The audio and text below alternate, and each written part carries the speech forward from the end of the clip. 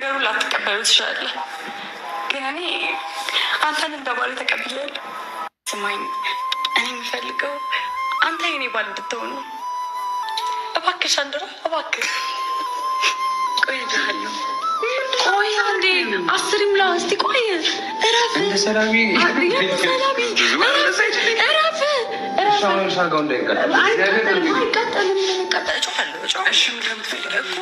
በህንደኛ እንጋባ ነኝ አንተ በቃ ታዲያ ፈለግኩኝ። ነገሩ ላትቀበሉ ትችላለህ፣ ግን እኔ አንተን እንደ ባል ተቀብያለሁ። እኔም እኮ ተቀብያለሁ፣ ግን ቤተሰቦች የምትፈልጊ እንደዚህ ያለ የምታደርጊው ባሌ ከልዛይ ነገር ይሰውርክ ባለቤት ይሰውርክ።